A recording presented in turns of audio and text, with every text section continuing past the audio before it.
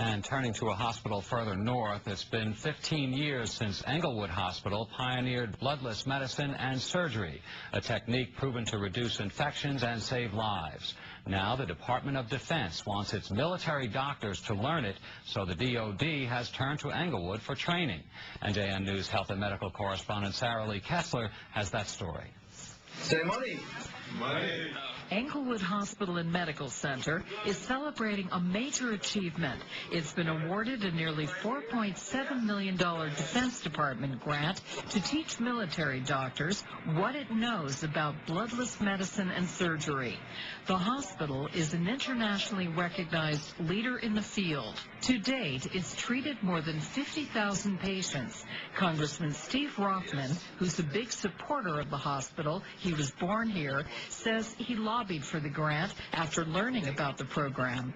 A light bulb went off in my head, and I said, wow, this is something that our military could use to save the lives of our men and women on the battlefield. We'll use a cell saver now. Englewood developed its bloodless approach 15 years ago to serve a Jehovah's Witness community that would not accept blood.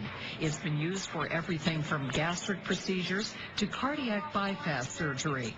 Proponents say going bloodless promotes healing, reduces infection, and saves lives. It reduces exposure of patients to bank blood, which is associated with negative outcomes. How do you think this will help on the battlefield?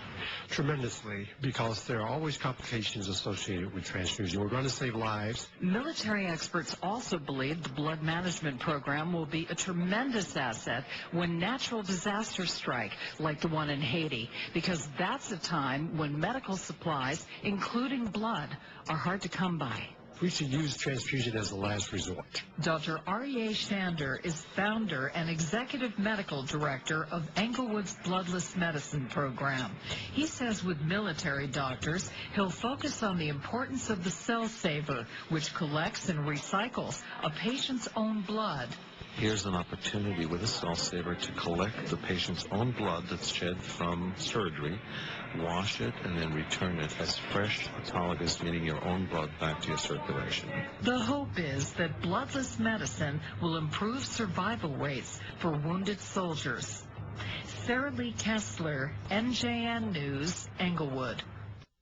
Innovation often comes where we least expect it. We said, why are they doing okay without blood? 14 years ago, a group of Jehovah's Witnesses asked Englewood Hospital to develop a system where they could have surgery without blood transfusions, which is forbidden in their religion. We saw a year after practicing this way that the witness patients were getting complex surgery and medical care without using blood. The hospital created the Institute for Patient Blood Management after research began showing that performing surgeries without blood transfusions, known as bloodless surgery, eliminated many complications. Instead, patients just have to have a strong blood count. Bloodless medicine utilizes technologies such as oxygen therapy and blood recycling that can help minimize blood loss and also enhance the blood supply. On Friday, the hospital's institute got a boost with $4.69 million in federal funding to train military and civilian physicians in bloodless medicine and surgery. The lower cost of performing surgery without transfusions made it a particularly appealing government program. When one can reduce complications, reduce infections, reduce durations in the hospital, reduce mortality as a result of surgeries, and save money at the same time, that's a grand slam. The program will be run through the U.S. Army and aims to help Army doctors become less dependent on blood supplies in war zones or trauma situations. The complication list is very long, and so we only want to use blood transfusion as a last resort. As the Institute uses bloodless medicine for more varied surgeries, the hope is that it will soon become the standard method. Bloodless medicine and surgery can be applied across the board to transplantation, to trauma, to anything else. Now with a larger platform to spread the new methods across the globe. In Englewood, Allie Rosen for your New Jersey News Now on New York 1.